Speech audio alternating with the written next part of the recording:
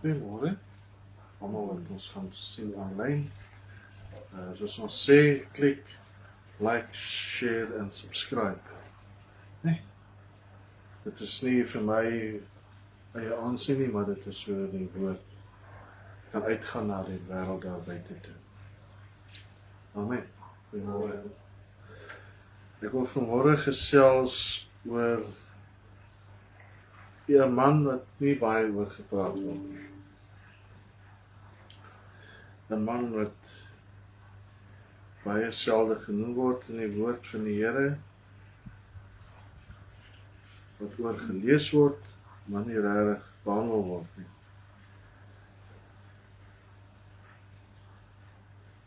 Twee Samuel 9 vers 1 tot 13, my opskrif vanmôre is: die lewe is soos 'n gebreekte voet. My church. Die verhaal van Mephiboset. Wie van julle weet wie is Mephiboset? Mephiboset is Saul se kleinseun en Jonathan se seun. Daar sê nou aan. And there was power.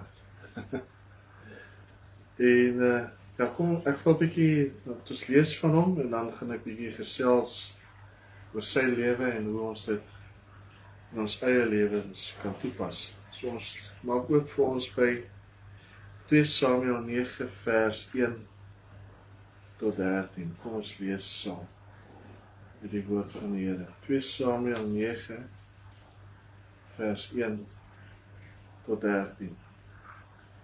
En Dawid het gesê: is daar nog iemand oor van die huis van Saul, dat ek aan hom guns kan bewys, terwille van Jonathan? En die huis van Saul het 'n dienaar gehad met die naam van Siba, en hulle het hom na Dawid geroep, en die koning het hom gevra: is jy Siba? Toe antwoord hy: die dienaar. En die koning vra: is daar nie nog iemand van die huis van Saul, dat ek die guns van God aan hom kan bewys nie? Toe sê Siba aan die koning: daar is nog 'n seun van Jonathan, wat lam is aan al twee voete. En die koning vra hom: waar is hy? Toe sê Siba aan die koning: kyk, hy is in die huis van Magir, die seun van Amiel in Lodebar. Daarop het koning Dawid gestuur en hom laat haal uit die huis van Magir, die seun van Amiel uit Lodebar. Toe Mephiboset, die seun van Jonathan, die seun van Saul, by Dawid inkom, het hy op sy aangesig geval en hom neergebuig. En Dawid het gesê: Mephiboset. En hy antwoord: hier is die dienaar. Dawid het net gesê Mephiboset, sy naam genoem. In vers 9, Dawid sê vir hom: wees nie bevrees nie, want ek sal jou sekerlik guns bewys, terwille van jou vader Jonathan, en al die grond van jou vader Saul aan jou teruggee, en jy self sal altyd weer aan my tafel brood eet. Toe buig hy en sê: wat is u dienaar, dat u na 'n dooie hond, soos ek is, omgesien het? 'n dooie hond, hy sien homself as 'n dooie hond.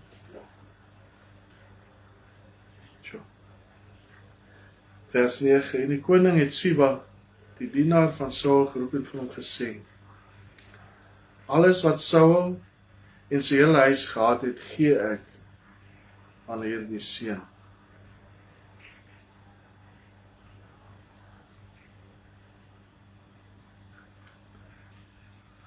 Aan die seun van jou Heer.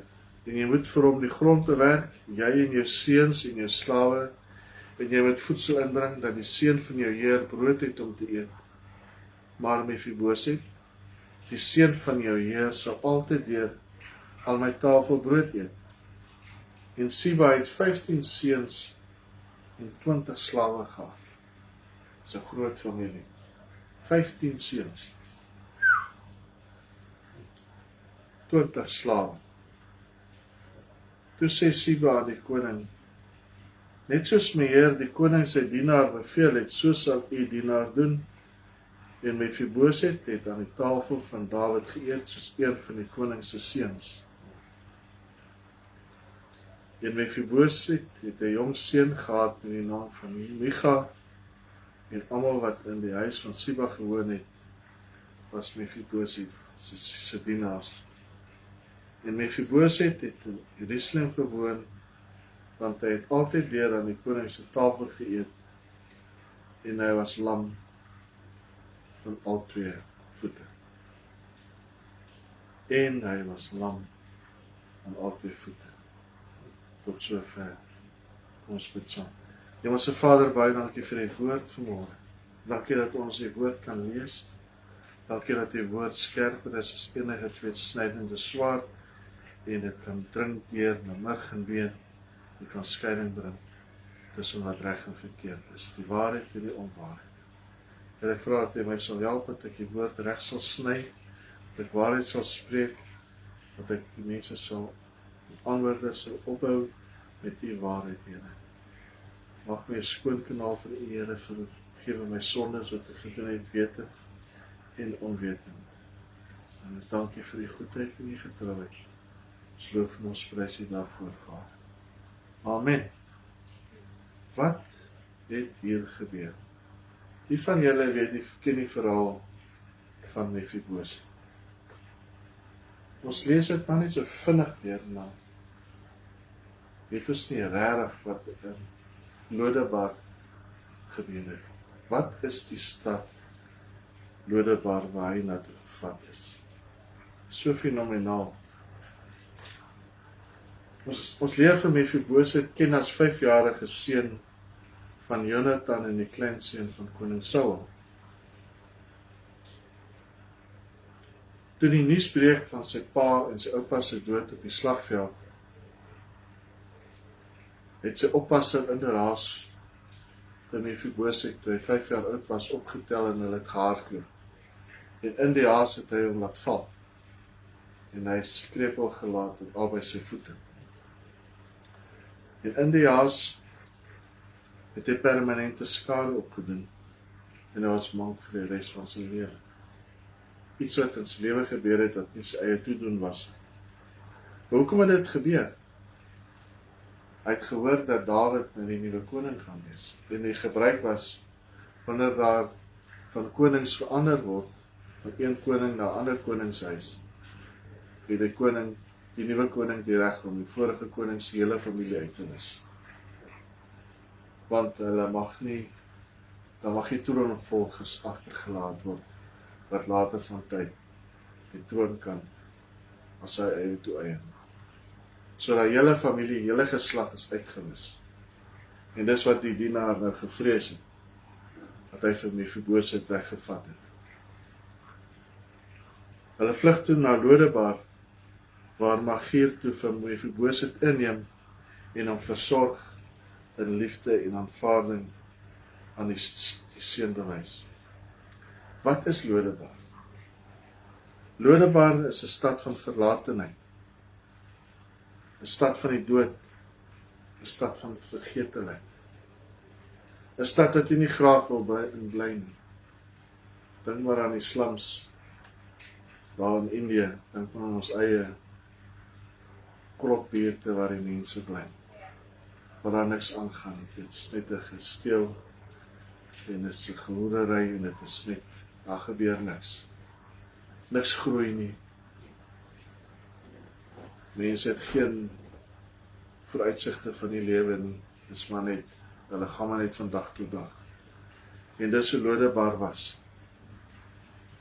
Dit is hier waar die jongseun hom bevind, en dit is hier waar hy moet groot word. Ons weet nie hoe lank hy daar gebly het, voordat Dawid hom laat kom het nie. Die geleerdes beweer dat hy vir 15 jaar in Lodebar gebly het.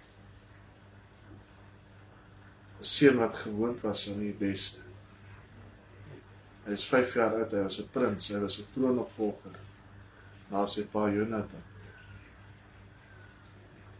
En deur toedoen van sy eie neus hy weggevoer na 'n stad toe waar niemand hom geken het, waar hulle nie opgegee het of hy 'n koning is, of hy 'n prins is. Hy kom aan hy stad aan en hy raak weg in die vergetelheid. Niemand ken hom nie, niemand weet van hom nie. Maar op 'n dag is daar 'n koning wat vra, waar is daai seun? Is daar nog nageslag van Saul, dat ek aan hom eer kan bewys?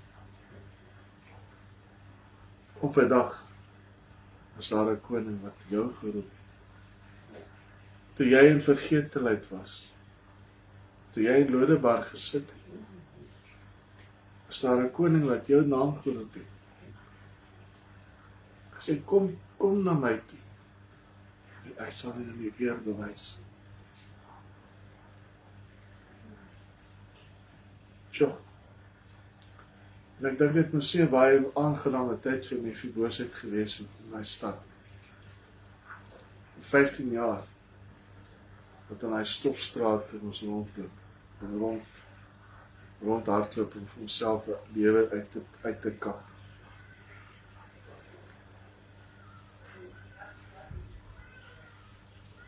En Magier, die man, het hom ingeneem en hom groot gemaak as sy eie, 15 jaar lang.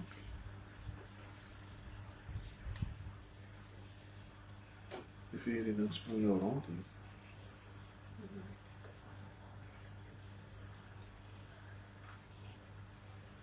Van koninklike wêrelde na die ashoop van die lede. Die jong seun van 5 was gewoond aan net die beste in sy lewe. Hy het dienaars gehad wat hom versorg het, en bovenal het hy ouers gehad wat lief was vir hom. En hier moes hy nou vlug vir sy lewe, en verkrepel gelos word vir die res van sy lewe. Ek glo nie dat hy as jong kind veel ag gegee het op dit wat aan die gang was, want hy was maar 5 jaar oud gewees. Hy moes seker maar sy lot gedwee aanvaar het, want 'n kind van 5 weet nie regtig van beter nie. Hy is in 'n vreemde stad, in 'n vreemde land, en by 'n vreemde man se huis. En hy moet maar leef soos wat hy kan. Onthou koning Saul het God verwerp. God het hom verwerp as gevolg van sy ongehoorsaamheid. En die volk het hiervan geweet, en hierdie seun moes seker met daardie skande saamleef. Maar die volk geweet het wat Saul nie meer die koning is. En nou was so 15 jaar daar, soos ek gesê het, 15 jaar van onvrugbaarheid, 15 jaar in afsondering, 15 jaar in liefdeloosheid, 15 jaar se verwerping. En op 'n dag, soos ek gesê het, vra Dawid, is daar iemand wat ek eer kan bewys?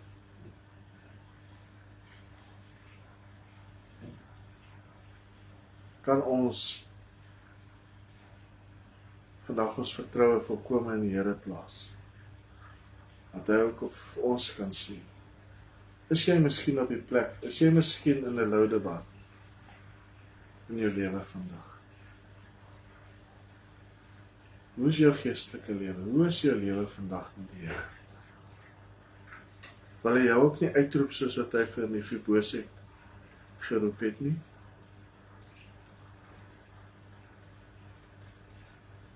Hierdie rekenaar spring baie rond, jammer julle.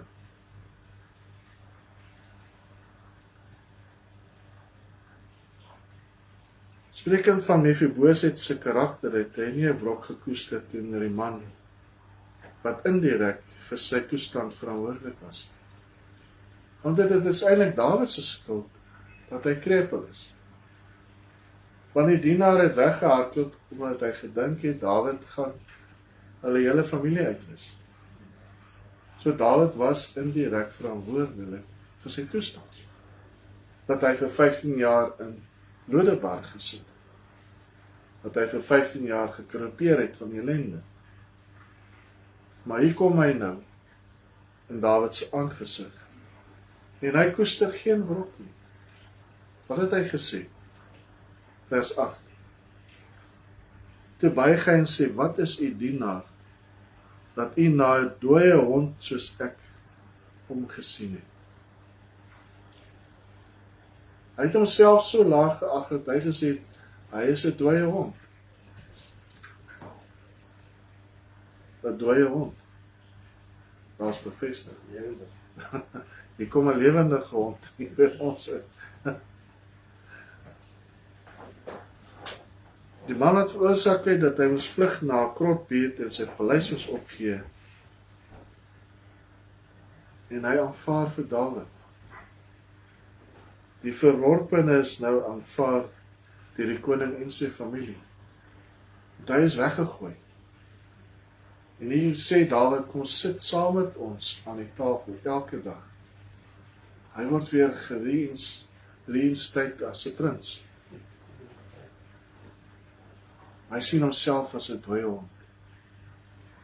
Hy gaan sit nou aan die tafel van die koning. Die verworpene is aanvaar. Skielik is die jong man alles wat sy hart begeer.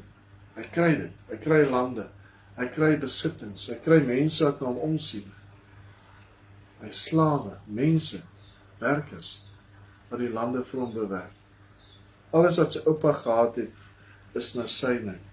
Sy eer as koninklike is herstel, deurdat die koning hom aan sy tafel toelaat, om saam met sy familie te eet.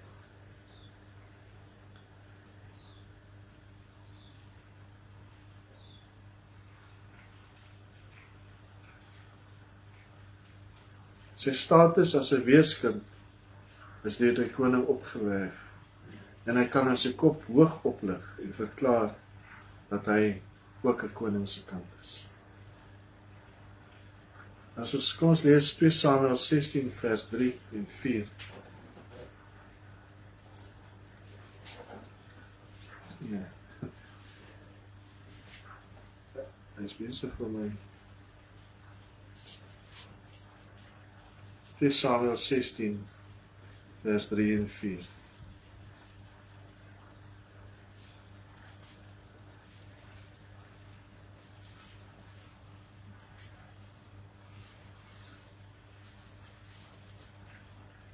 So gesê het, sy eer is weer herstel. Die hartseer het verander in blydskap. Die verwerping word in aanvaarding. Weeskant en vyand word kind. Van Lodebar na Jerusalem. Van 'n dooie hond na die etenstafel van die koning. Van vrees na vrede en dankbaarheid. Van niks na baie. En dan lees ons verder 2 Samuel 16 die volgende. 2 Samuel 16 vers 3 en 4. En die koning vra, maar waar is die seun van jou Heer? En Siba sê vir die koning, kyk, hy het daar in Jerusalem gebly, want hy dink, vandag sal ek die huis van Israel, my vader, se koningskap aan my teruggee. Daarop sê die koning aan Siba, kyk, alles wat aan Mefiboset behoort is nou joune. En Siba sê, ek buig my neer, mag ek genade vind in u oë, my Heer, die koning. So wat het nou Mefiboset nou hier gedoen? Hy wil die koningskap terug. Want Siba het hom beskuldig. Hiersoos waar hierdie gedeelte is, was Dawid van Absalom vlug. Want Absalom was nou in opstand gekom teen sy eie pa, en hy het gesê hy wil koning word. Nou het Dawid vlug vir sy lewe. En dan kom hy by Siba na hom toe, en hy bring vir hom 'n donkie, 2 donkies, met 'n klomp kos, wat hy vir sy dienaars moet gee. Toe beskuldig Siba vir Mefiboset. En Dawid luister toe na Siba. En impulsief maak hy besluit. En ons gaan nou lees wat eintlik daar gebeur het. Dawid is op vlug. Kom ons lees die uiteinde hiervan. 2 Samuel 19 vanaf vers 24. Wat maak jy as iemand 'n valse report vir jou teenoor iemand gee? Whose report will you believe? We shall believe the report of the Lord. 2 Samuel 19 vanaf vers 24. Dit verspreek, Mephibosheth se karakter is vir my seker die mooiste van die meeste ouers wat ek al van gehoor het. Mephibosheth, die kleinseun van Saul, het ook afgekom na die koning tegemoet. Hoor nou, en hy het sy voete nie skoon gemaak, en sy baard nie geskeer, en sy klere nie gewas, van die dag af dat die koning weggegaan het, tot die dag dat hy behoue teruggekom het. So die hele tydperk wat Dawid vir Absalom gevlug het, was Mephibosheth in sak en as voor God. Hy het nie sy baard geskeer nie, hy het sy voete gewas nie. Hy het nie sy klere gewas nie. Is dit nie sprekend van hoe ons karakter, wat sy karakter die man het nie?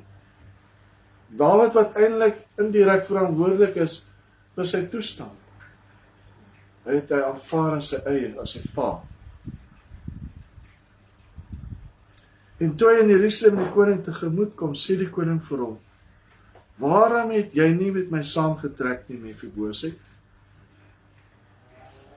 Onthou nou net 2 donkies en 'n klomp kos wat Siba alleenig vir Dawid gebring het. Dan sê in vers 26, en hy antwoord: my heer die koning, my dienaar het my bedrieg, Siba.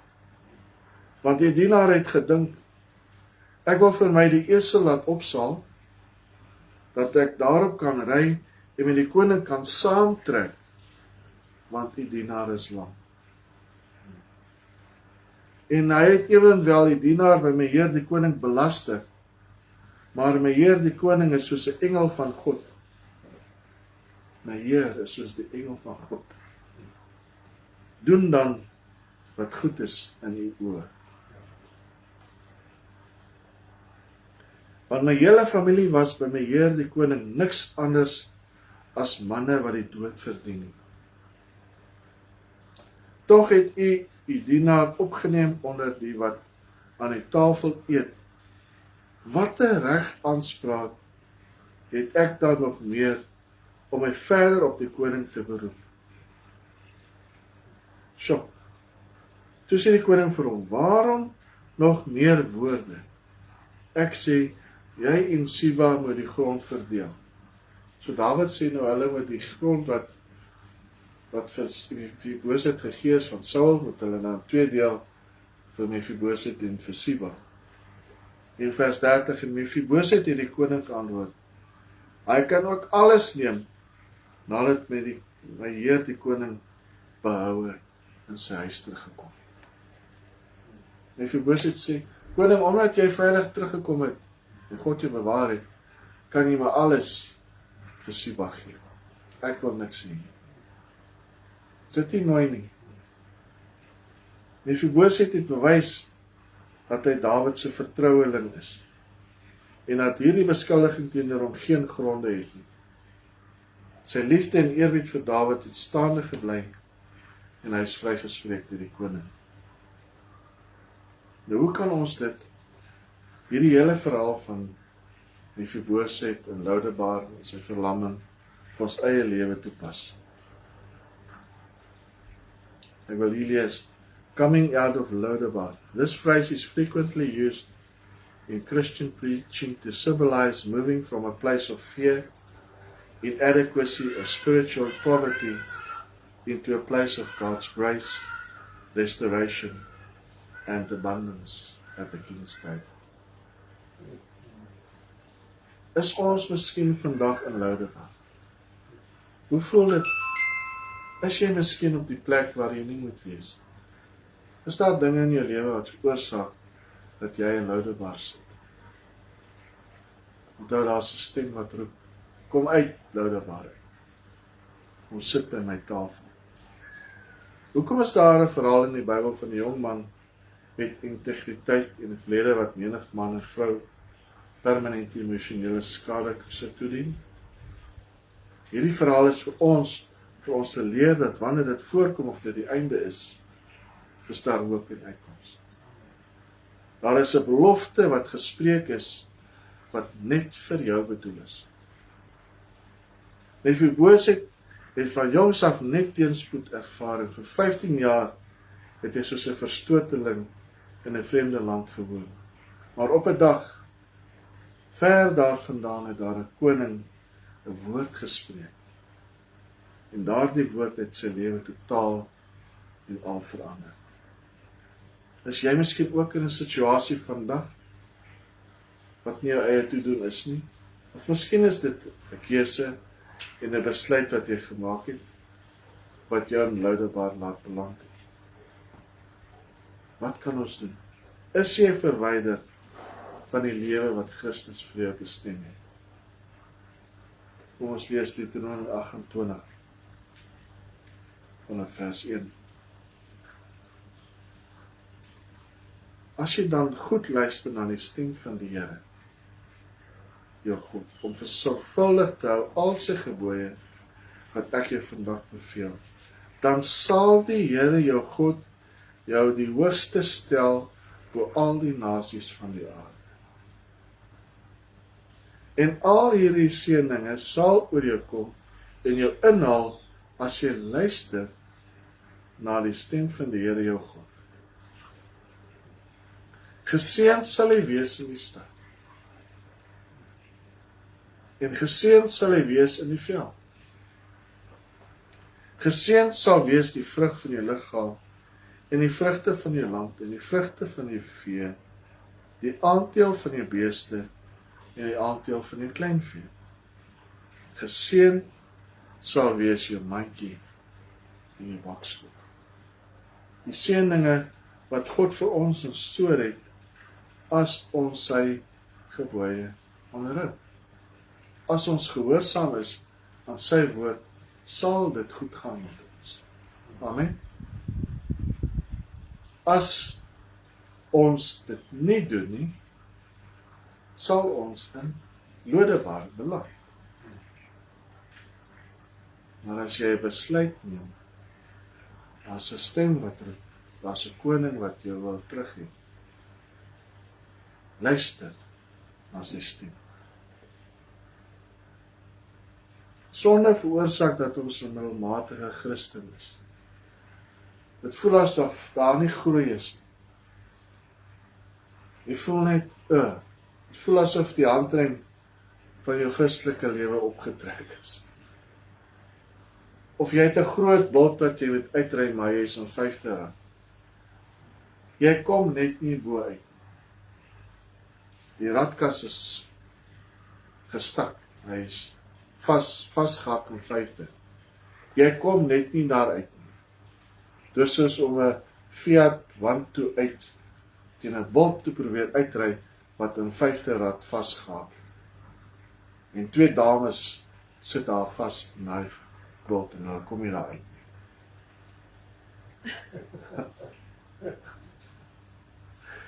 Dit is asof die karretjie net nie wil ry nie. Nee, my vrou. My vrou kan 'n sprekende voorbeeld van die situasie. Totdat daar 'n sterk man op die toneel verskyn en vir hulle sê, hoorie, julle is nie in eerste rad nie. Nee. Kom aan eerste rad, dat julle kan uitkom, dat julle bult uit kan. Sodat jy in die perfekte wil van God in kan beweeg. Kom uit 5de rad uit, nee? Die bult is hoog. Op 'n dag het Dawid 'n woord gespreek en 'n man se lewe het handomkeer verander. Watter woord het God oor jou gespreek? En hoekom is jy nog gebonde aan hierdie middelmatige lewe? 'n Lewe waar daar min of geen vrug op jou lewe is. Alles is dood op die lande. Die onkruid staan hoog. Die lande is vol klippe. Soos wat hierdie jong man se lewe verander het, toe die koning hom geroep het, wil Jesus ook vandag jou lewe verander. Maar dit gaan nodig wees om die lande skoon te maak en die klippe te verwyder, die land te klaar. sodat daar weer vrug in die lewe kan tevoorskyn kom. Jeremia 4 vers 3, want so sê die Here aan die manne van Juda en aan Jerusalem. Braak vir julle 'n braakland en saai nie onder die dorings nie. Jeremia 4 vers 3. Ons lees dit in Engels. Hosea 4 Hosea, wat? 4 vers 3.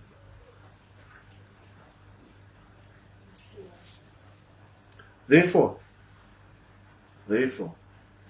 the land continually mourns.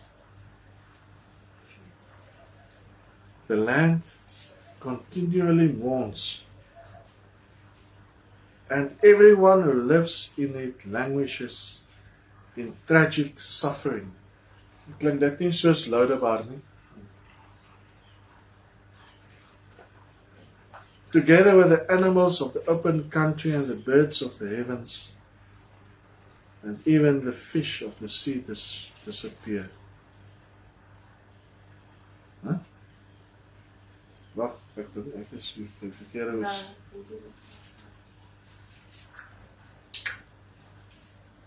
This is Jeremiah 4 verse 3, sorry.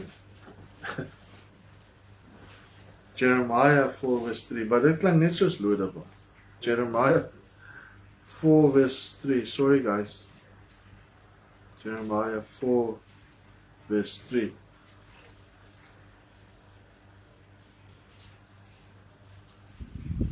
For this is what the Lord says to the men of Judah and to Jerusalem.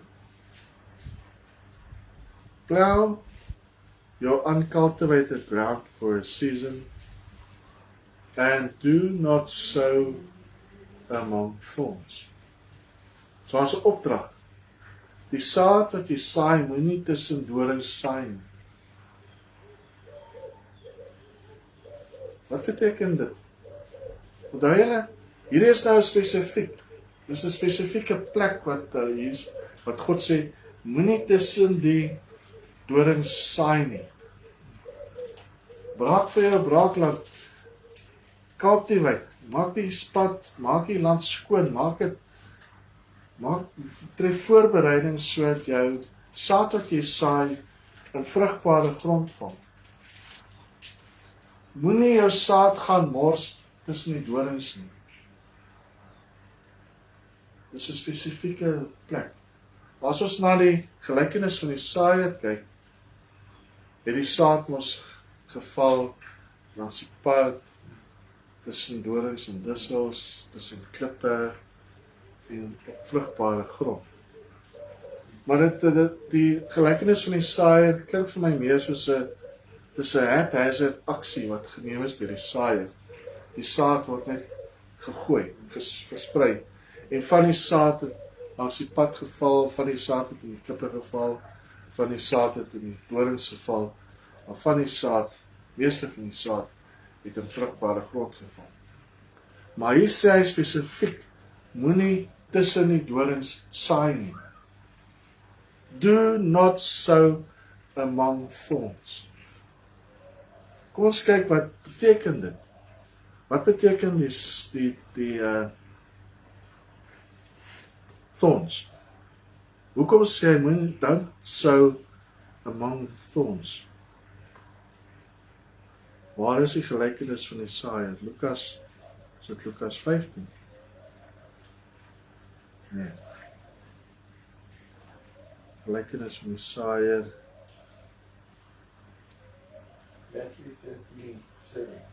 Matthew 13. Kom ons lees. Other seed fell among thorns. Thorns came up and choked it. Okay? Wat is die thorns? Kom ons kyk.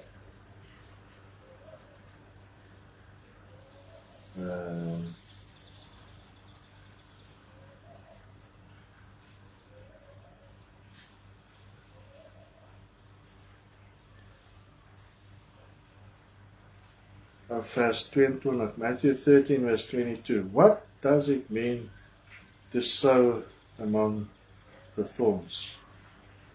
And the one on whom seed was sown among the thorns, this is the one who hears the word, but the worries and distractions of the world and the deceitfulness, the superficial pleasures and delight of riches choke the word, and it yields no fruit.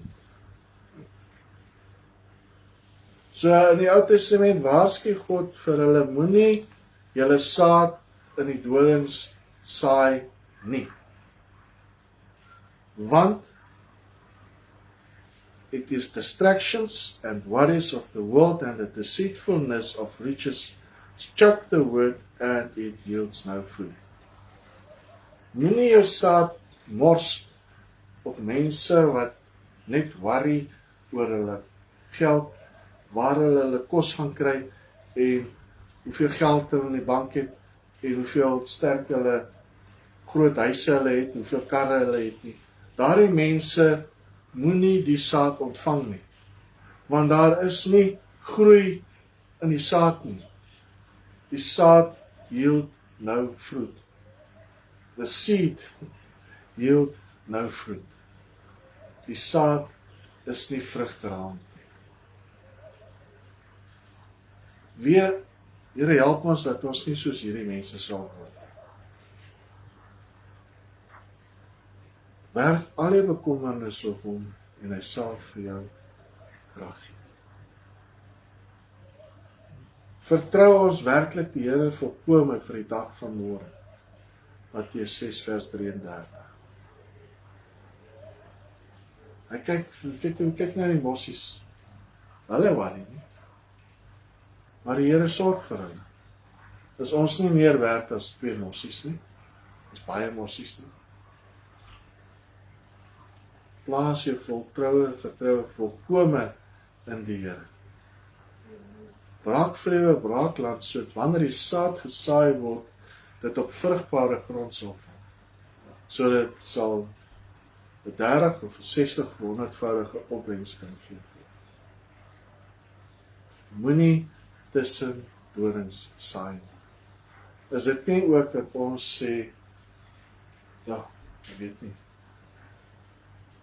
Moet ons dan gaan mense bedien wat arm is, wat net daaraan toe kom vir kos, wat nie worry of hulle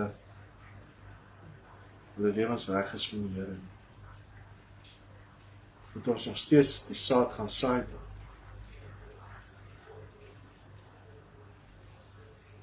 Dis 'n moeilike een. Dis 'n baie moeilike een.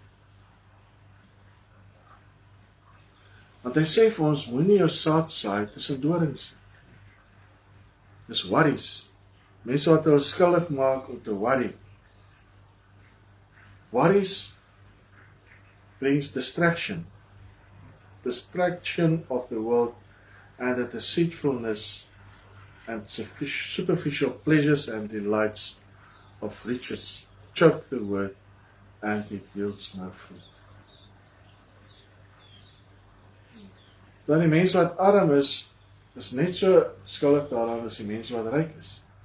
Maar die ou wat ryk is wil nog meer hê. Hy worry om sy bankbalans nog groter te maak. Die ou wat arm is worry, waar gaan hy kos kry vir die dag van môre? The love of money is the root of all evil.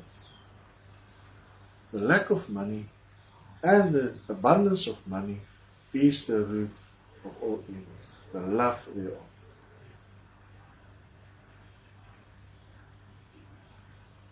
Okay.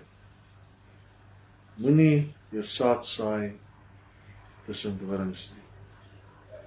Dis die waarskuwing vandag. Hosea 10 vers 12.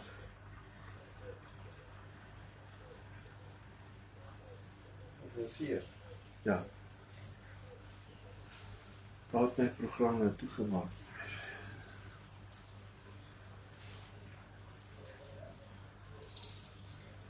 Hosea 10 verse 12. Ek is amper klaar, ek afsluit met die.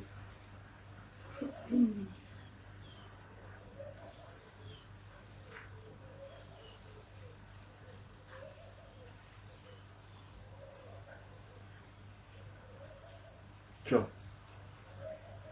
So with a view to righteousness.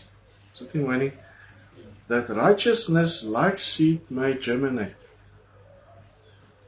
Reap in accordance with mercy and loving kindness. Break up your uncultivated ground, for it is time to seek and search diligently for the Lord and to long for His blessing, until He comes and rain righteousness and His gifts of salvation on you. Dis mooi nie? So with a view to righteousness, that righteousness like seed may germinate. Reap in accordance with mercy and loving kindness.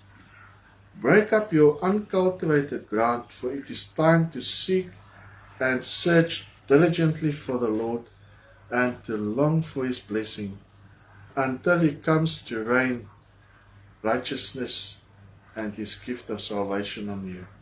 You have plowed and planted wickedness. You have reaped the willful injustice of oppressors. You have eaten the fruit of lies, because you have trusted in your own way and your own chariots and in your own warriors. Wat sê vir ons? Don't trust in yourself. Don't trust in your chariots. Don't trust in your money. Don't trust in that things. But put your trust wholly in the Lord. Then you won't plant wickedness. Wat gebeur as jy wickedness plant? By saad van wickedness. What happens when you're going to reap it? It's going to be abundance of wickedness. You have reaped the willful injustice of oppressors. You have eaten the fruit of lies, because you have trusted in your own way and your chariots. Hosea 10 vers 13. So wat gebeur as daar 'n land, as jy op 'n plaas is en jy het 'n land wat jy wil saad plant en hy kry jaar na jaar reën en jy doen niks in hy land? Wat gebeur met daai grond? Hy word kliphard, so steen. Jy moet dat land omdolwer, jy moet hom ploeg. Haal die klippe uit, haal die klonte uit, haal die onkruid uit, sodat daai dorre land weer kan vrugbaar. So daai nutrients, daai voedingsstowwe wat in hy sand, in daai grond is, dat dit kan na bowe kom. Wanneer hy saad saai, is daai dorre land vrugbaar. Braak, vrewe braakland. So mooi die Afrikaans. Braak, vrewe braakland. Sodat wanneer die reën kom, dat dit die saad kan voed. Die laatreëns en die vroegreëns. Wanneer die vroegreëns kom, wanneer daai Piet my vrou begin skree, maak gereed, die reën is op pad, berei jou lande voor. Slaan skouer aan die ploeg, en begin 'n werk. Daar sê 3 speeltjies aan 'n ploeg. Moenie terugkyk. Kyk vorentoe. Die doel is voor jou. Doen dit. Ploeg en maak jou land reg. Vra die Here om met die harde klip, die hart wat so klip hard geword het van die reëns. Die Here se seëninge wat heeltyd op jou afreën en jy doen niks daaromtrent. Jou hart word hard. Here help ons om die harde hart uit te haal en plaas hierin in 'n hart van vlees. Sodat wanneer die seëninge kom, dat ons dit sal opvang. Ons kan dit ons eie maak, die saad wat gesaai word, kan ontkiem en vrug dra. So righteousness. Amen. Kom ons bid saam. Hemelse Vader, ons dankie vir die woord wat uitgegaan het vanmôre, Here. Help ons dat ons lande se oorlog. Dat ons nie in Lodebar sal vasgehaak sit nie. Dat ons nie in die vergetelheid sal bly sit nie, maar dat ons sal uitkom daai. En wanneer die promises en die woord oor ons uitgespreek is, dat ons eie sal maak. Want U het ons nie geroep om in Lodebar te gaan vir wegkwyt nie. U het ons geroep om koningskinders te wees. Vrygekoop deur U bloed aan die kruis van Golgotha. Ons is koningskinders vandag. En help ons, Here, om dit te onthou. Help ons dat as ons onskuldig gemaak en 'n hart wat hard geword het, help ons, Here, dat ons hierdie land se omploeg, dus die hart sal weer sag word, Here. Die hart van vlees weer in sy plek geplaas word. Dankie, Here Jesus, vir U goedheid, U guns en U genade. Ek bid vir elke persoon wat luister aanlyn, bid vir ons hier so teenwoordig, Here, dat U ons sal seën, dat U ons grondgebied sal uitbrei, dat U ons sal rein en heilig hou voor U aangesig. En maak ons aanneemlik vir U, Here. Dankie, Here Jesus. Ons loof en ons prys. Amen. Dankie, Here. Brother, will you do that? Dankie, Here. Ons loof en ons prys.